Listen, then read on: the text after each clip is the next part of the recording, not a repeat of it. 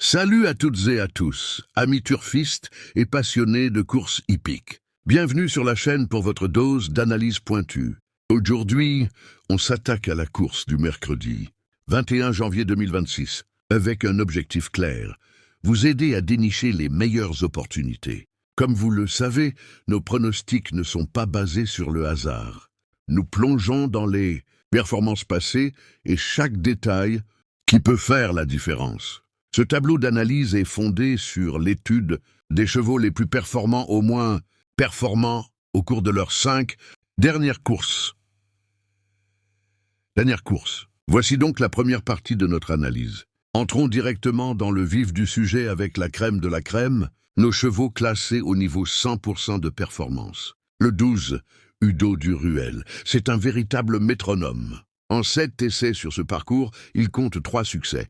3 accessis d'honneur et une 5e place. Il a offert une très belle réplique aux champions.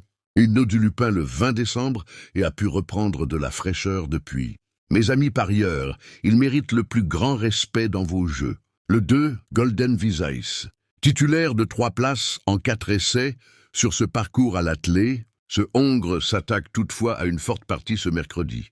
Il n'a pas démérité à chacune de ses sorties depuis le début de l'hiver. Mais sa marge de manœuvre est inexistante. On le retient pour la 5e place seulement. Passons maintenant au niveau 80% de performance, des chevaux très sérieux qui ont une belle carte à jouer. Le 9, Easter Man. Ce sujet dur à l'effort a repris de la fraîcheur depuis sa promenade du 11 décembre à Marseille-Vivo. Il découvre la piste de Cagnes-sur-Mer, mais ce profil plat devrait parfaitement lui convenir. Face à ses aînés uniquement, il est très compétitif. Le 4, Great of Madrid. Il a désormais 2 parcours dans les jambes après 4 mois d'absence et vient de bien courir ici même, derrière le numéro 6. Néanmoins, il n'a aucune marge et semble un ton en dessous des plus jeunes. C'est un simple outsider. Le 3, Grégor. Cet expansionnaire d'Alexis. Grimaud a mieux couru que ne l'indique le classement brut dans le convoité. Prix de la Côte d'Azur. Sa forme est sûre, mais il sera seulement plaqué, alors que ses meilleures sorties ont été enregistrées, censées faire au postérieur. C'est avant tout une affaire d'impression. Le 1, Héraldique, s'il a gagné à Vincennes à 2 reprises, ce sujet dur à l'effort reste beaucoup plus à l'aise corde à droite. Il est absent depuis le 22 novembre et affrontera des compétiteurs très affûtés. Même s'il se présentera pieds nus, d'autres protagonistes lui sont préférables. On enchaîne avec le niveau 60% de performance pour compléter vos combinaisons. Le 6, Futur du Chêne, se protéger de la famille. Là, l'homme s'est montré extrêmement pugnace pour s'imposer le 27 décembre sur ce tracé. Il affronte un lot plus relevé cette fois, mais sa forme est telle qu'il peut envisager une place. Le 8, Gala de Crène. 2e de l'édition 2025. Ce fils d'Opus Vierville a conservé de beaux restes à l'âge de 10 ans. Il sera allégé dans sa ferrure sur un parcours qu'il apprécie, mais il devra raser les murs face à une telle opposition. À glisser éventuellement en fin de combinaison. Le 10, Gibus, dauphin du numéro 12 sur plus court en décembre. Il a ensuite entretenu sa condition. Dans le prix de la Côte d'Azur, il sera déféré des antérieurs, ce qui ne lui est plus arrivé depuis quasiment 1 an, mais il reste barré par les plus jeunes de l'épreuve pour les premières places. Nous arrivons aux chevaux du niveau 40%, qui conservent des arguments techniques malgré le classement. Le 11, Hibiscus Man, se protéger de Romain. La rue s'était littéralement baladée sur ce parcours en juillet.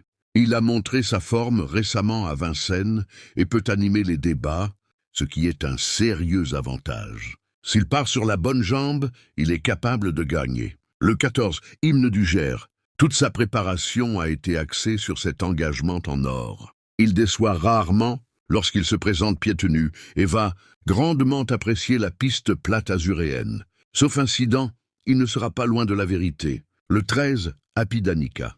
Invaincue sur ce parcours, c'est la tenante du titre de cette épreuve. Elle est très bien engagée et n'aura pas les 7 ans sur sa route cette fois. Face à une telle opposition, sa chance théorique est de premier ordre. Le 7, Jimmy du Pomereux, ce vétéran de 10 ans n'avait pu faire mieux que 7e l'an dernier. Il sera seulement plaqué cette année semble nettement barrée par les principaux favoris. Sa tâche s'annonce difficile. Enfin, pour le niveau 20%, un cheval à surveiller pour une grosse cote. Le 5 Eros des Mottes, il a rejoint l'effectif de Nils Pacha il y a peu et a signé une ligne droite très encourageante, dernièrement alors qu'il était chaussé. Il affronte encore un lot relevé, mais sera cette fois allégé dans sa ferrure. Méfiance pour une surprise. Voilà pour cette première partie de l'analyse. Rebonjour à toutes et à tous, amis turfistes. Nous voici pour la phase la plus attendue de notre analyse pour la course du mercredi, 21 janvier 2026. Après avoir décortiqué chaque partant, il est temps de passer au concret.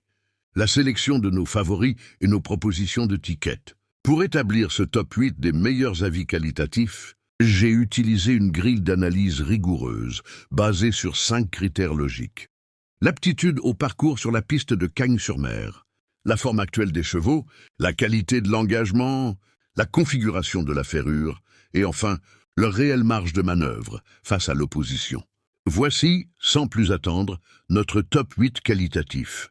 En 8e position, le 10, Gibus. Déféré des antérieurs pour cet objectif, il peut créer une belle surprise. En 7e position, le 2, Golden Visayas. Malgré une marge inexistante pour la victoire, sa grande régularité sur ce tracé en fait un candidat très solide pour les places. En 6e position, le 6, Futur du Chêné, qui affiche une forme ascendante et un tempérament très combatif. En 5e position, le 9, Easterman.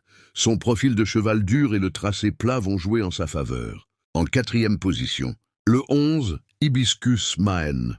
Il est capable de gagner s'il reste au trot, ayant déjà prouvé qu'il pouvait devancer les meilleurs. Sur la 3e marche du podium, le 13, Apidanica. C'est la tenante du titre. Elle est invaincue sur ce parcours spécifique. En 2e position, le 14, Hymne du Gers 1. Engagement en or massif et une préparation visée spécialement pour ce jour-là. Et enfin, notre grand favori, le 12, Udo du Ruel. Avec 6 podiums en 7 sorties sur ce tracé, c'est le métronome de la course. Maintenant que nous avons notre sélection, voici mes propositions de tickets pour vos jeux de demain. Pour le couplet gagnant ou placé, je vous conseille une base de 3 chevaux, le 12, le 14 et le 13. Pour le trio et le quartet plus, ma combinaison est la suivante, 12, 14, 13, 11, 9. Et enfin, pour le quintet plus, voici ma sélection complète en 8 chevaux, 12, 14, 13, 11, 9, 16, 12, 10. C'était la dernière partie de notre analyse pour ce mercredi 21 janvier. J'espère que ces clés vous permettront de viser juste. Si vous appréciez ce travail de précision, n'oubliez pas de vous abonner à la chaîne et d'activer la cloche pour ne manquer aucune de mes prochaines études. Votre soutien est essentiel pour continuer ce rendez-vous. Avant de nous quitter, un rappel important. Les courses hippiques restent un domaine d'incertitude. Jouer comporte des risques comme l'endettement ou la dépendance. Ne misez que l'argent que vous pouvez vous permettre de perdre et garder le jeu. Comme un plaisir. Bonne chance à tous. Jouez de manière responsable et on se retrouve très vite pour de nouveaux pronostics.